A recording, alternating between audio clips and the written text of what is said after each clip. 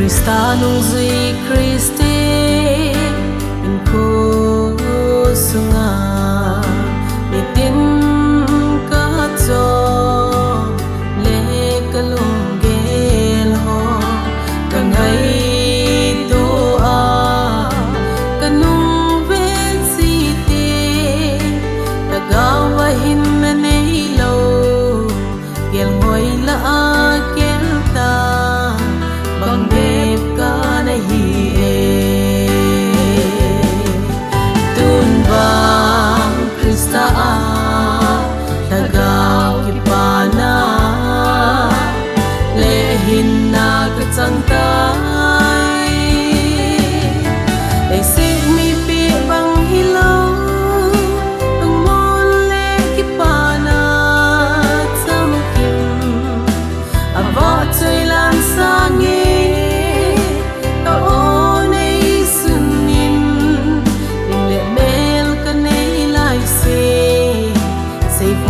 ding ding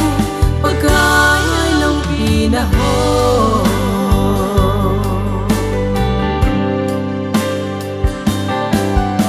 Krista la gao ki panaka nei hi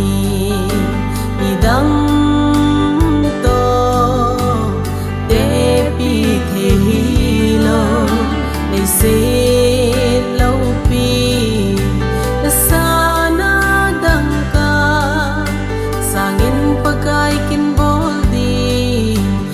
zalam nung sangin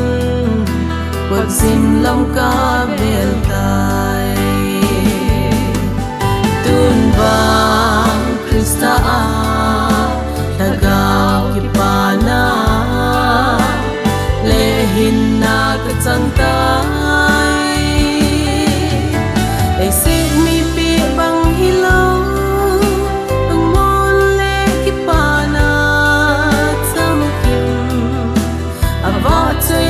sang e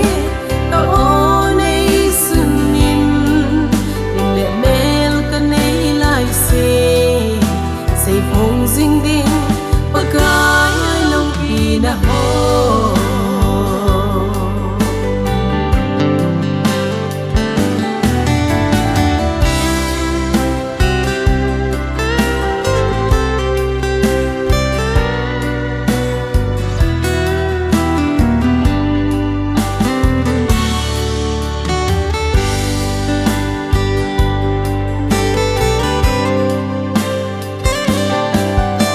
so pi nang song ki ngai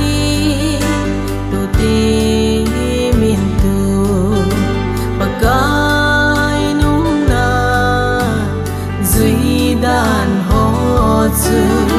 Krista tagaw kisan lo Kristi Judas Iskarot bang nahi kha le ton so na chan te ding tun bang Krista a tagaw ki pana le hin na ka chang ta